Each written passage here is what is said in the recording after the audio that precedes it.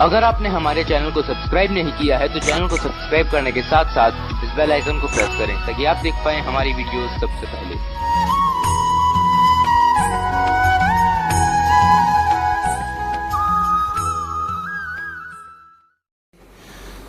परमात्मा कहते तुमने उस दरगाह का मैल नहीं देखा, धर्मराज के तिल तिल का लेखा, एक एक पाई का हिसाब आपने चुकाना पड़ता है।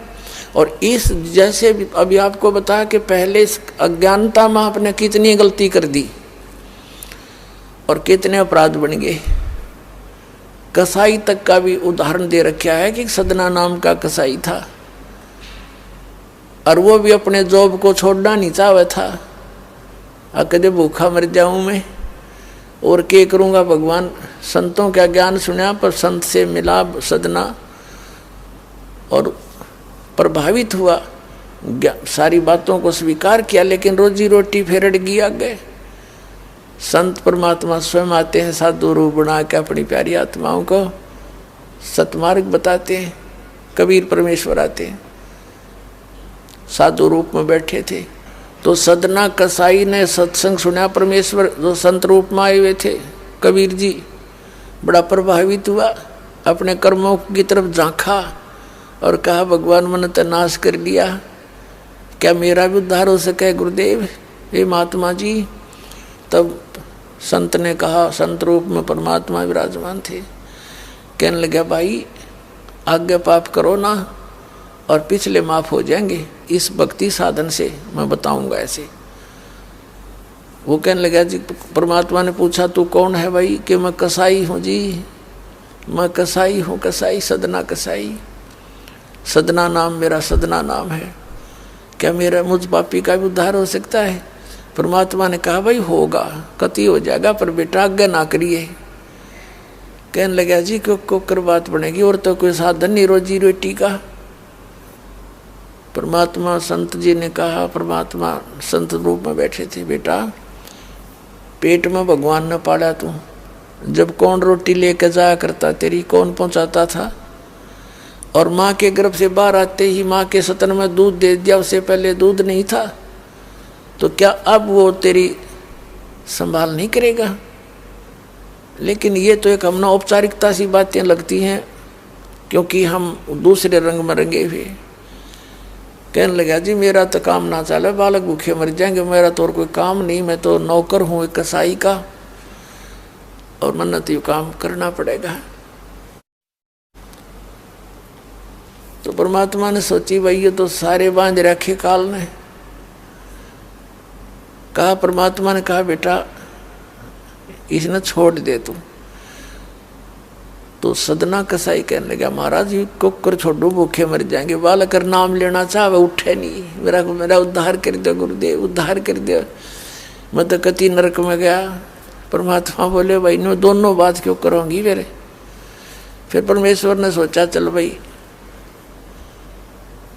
चाकस होती है इसकी तो बहुत जबरदस्त इच्छा भगवान में। तो मालिक ने कहा ठीक है बेटा तू नो करिए, एक अपना लिमिट बना ले कि इससे ज़्यादा नहीं बकरे काटेगा, जितनी तू ज़्यादा से ज़्यादा बना ले पर रही है वचन पे। अब सदना बोला जी ठीक है। उसने सोचा रोज के 5-4 काटने पड़े हैं, हम बेईमान से। कहने लगा अग जी 100 तो ज़्यादा नहीं काटूंगा डेली। परमात्मा बोले अच्छा भाई जाता है, ठीक है बेटा देख रही है वचन पे, अग जी पक्का हूँ मैं वचन का। चला गया। अब क्या हुआ कि उस शहर में राजा की लड़की का ब्याह हो गया, बारात आ गई और उसमें बकरे दारू चल रहे। मुसलमान बादशाह था, मतलब मांस तो आम खाते हैं, दारू शराब तो नहीं होगी खैर। अब उसके सदना के मालिक ने आदेश दिया कि सदना बड़ा ऑर्डर आ गया उससे, और भाई ला दिए बकरे ला कर रख दिए 20।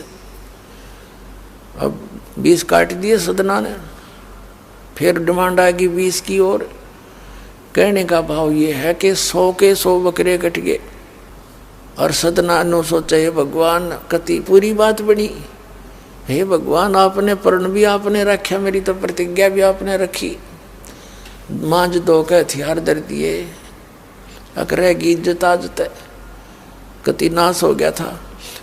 इतने में परमात्मा ने क्या किया, एक बहुत बड़े व्यापारी का रूप बना के पहुंच गया सदना के मालिक के पास और कहा, भाई मैंने ऐसे ऐसे कांटेक्ट करना, एग्रीमेंट करना तेरे से, रोज के 20, 30, 50 बकरे चाहिएंगे और मैं ऐसे आगे सप्लाई किया करता हूँ। तो बड़ा खुश हो गया वो सदना का मालिक कसाई, कहने लगा भाई ठीक है। और वो बोला जी बाकी एग्रीमेंट कराएंगे सवेरे, अब तो मैं थक रहा हूँ, भूख लग रही है कि मैं खाना खिलाओ और बढ़िया बढ़िया स्वस्थ बकरे का मांस बनवाना। अब कसाई ने आदर किया नौकर के, सदना इधर आ।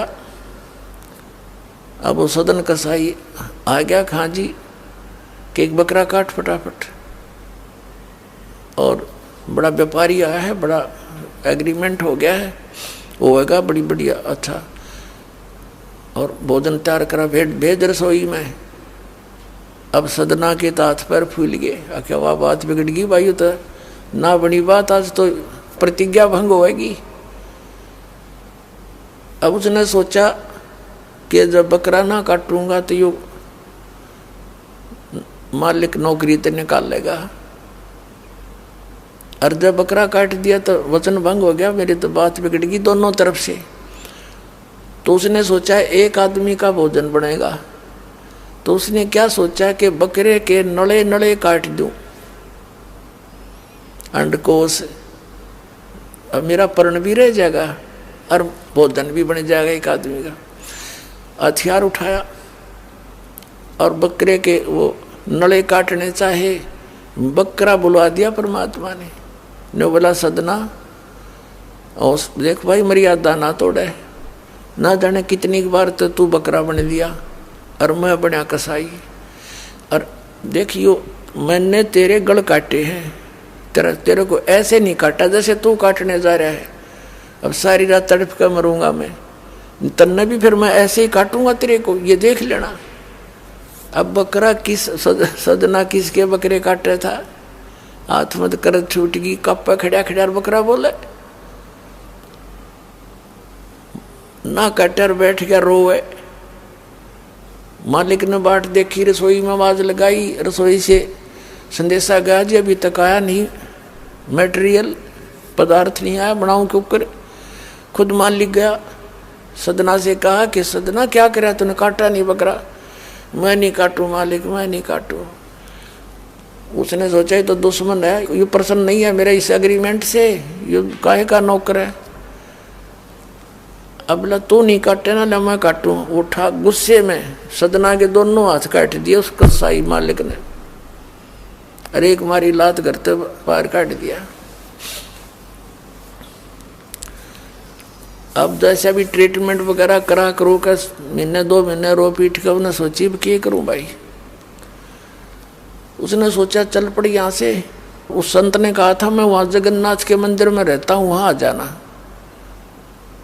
उस जगन्नाथ के मंदिर की तरफ चल पड़ा कि भाई परमात्मा ने जब इतना चमत्कार दिखाया है, बकरा बोलिया, इसे बुंडे काम ना मैं तो कदे भी ना करूं, मरो से जीवा से भूखे मरे। आदमी की कही तो ना जच्चे, पर वह तो सच्ची होगी, सामने तो जुल्म हो गया। यूँ तो बहुत बुरा जो है ना एक रूटीन है, यूँ नहीं करें भाई कति भी। संत साची कहे थे वो उस दिन जच्ची उसके, उस गुरुदेव के पास समाधान के लिए चल पड़ा। देख कहाँ तक बिजली गिरती है इस बुंडे कर्मों से, कैसे फिर जो मालिक परम संत की शरण में आ जा रक्षा कैसे होती है। अब वो चला जा रहा था, पहले सरपंच नहीं होते थे, नंबरदार होली सोली होता था गांव का, और 5-4 गांवों में से एक गांव वाले व्यक्ति नंबरदार को कोई विशेष और पावर दे देता था राजा, जिस वो दंडित भी कर सकता था अन्य किसी उनको। एक नंबरदार के घर पे रास्ते में जा रहा था, नंबरदार के घर पे रुक गया और कहा जी मैं रात न रुकूंगा, मैंने आगे यात्रा पे जाना है, जगन्नाथ में जा रहा हूँ। तो पहले धार्मिक वैसे तो आम व्यक्ति की बहुत इज्जत करता थे, अतिथि की। नंबरदार ने सदना को रोक लिया, रुक जा भाई, भाई रोटी खाइए। अलग से व्यवस्था कर दी, खाना खुना खा ठाठ तरह। अब क्या हुआ कि उस नंबरदार की पत्नी जो थी वो बैड कैरेक्टर थी, उसने सदना के साथ दुर्व्यवहार करने की चेष्टा की। वह रोने लग गया, माई मैं तो महा दुखी व्यक्ति हूँ, रात काटनी है, काटन दे तो काट लेने दे, ना मैं भी चला जाऊंगा। तो उसने फिर शोर मचा दिया, अपनी बेइज्जती समझ के लोग इकट्ठे हो गए, अक्यों मेरी इज्जत का गाक बने था, पकड़ लिया। और वहीं उस शहर के अंदर, साथ में ही शहर था, वहाँ ले गए। राजा था, वहाँ का नवाब था, उसके सामने उसको पेश किया गया, उसको सजा सुना दी कि इसको मीनार में चिन दो, भुगत कर मरे। इसको कितना नंबरदार ने इसको इज्जत से रखा और इसने धोखा किया, उसी के साथ पत्नी के साथ दुर्व्यवहार करने की चेष्टा की। और उसकी पत्नी ने गवाही दे दी, जी मेरे ऐसे ऐसे सतन पकड़ दिए इसने। अब मीनार के अंदर खड़ा करके मीनार चढ़वा दिया, बंद कर दिया। अकाब मर जाएगा, चिल्ला चिल्ला के रो पीट के। तब सदना ने अर्ज करी है, गुरुदेव मैं तो पापी आत्मा था, मुझे तो चाहे इससे बदतर मौत मार दो, लेकिन मुझे ये भगत कहे थे कि मंदिर में जावे ढेड और इसे इसके गुरु होंगे, और ऐसा करता था ऐसा करता था। दाता आपके नाम पर बट्टा लग गया, तो मैं तो नीच था, चाहे इससे भी बुरी मौत मार देते। दाता इस भक्ति की इज्जत रखियो मेरे मालिक। इतना ही कहा था, वो सारा मीनार फट गया और ईंटें उन सरपंच के सर में लगी। उसकी पत्नी के दोनों सतन कट के वहीं गिर गए, खून चल पड़ा। और जिन्होंने ये संदेश सुनाया था, अन्याय का फैसला सुनाया था, उनके सिर में ईंट लगी जा जाके। और देखा इतना आवाज हुई, आसपास सब भागे आए, देखने आए, और सदना के दोनों हाथ पूरे हो गए, कटे हुए नहीं रहे। बोलो सतगुरुदेव।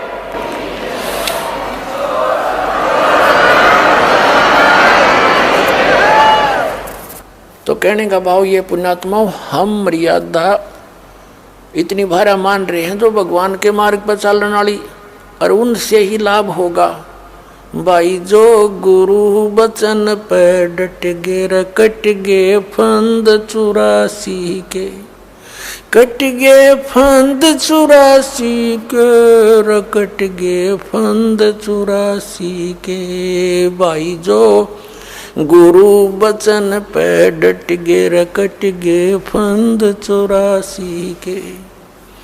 वस्तु मिली ठोड़ की ठोड़, मिट गी मन पापी की दौड़। वस्तु मिली ठोड़ की ठोड़, मिट गी मन पापी की दौड़। भरम मिटे मथुरा काशी के, भरम मिटे मथुरा काशी के।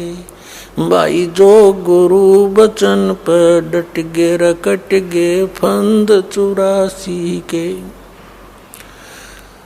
अब पुण्यात्माओं, सदना जैसे कसाई का उद्धार कर दिया उस परम पिता ने, तो आप का तो कहना है कि है जिस मार्ग पर लग जाओ, तो वही मार्ग, वही परमात्मा और वही ज्ञान, वो समाधान आज इस दास को दे रखा उस दाता ने। इसका लाभ उठाओ, औरों को भी समझाओ, सत्य से परिचित हो जाओ।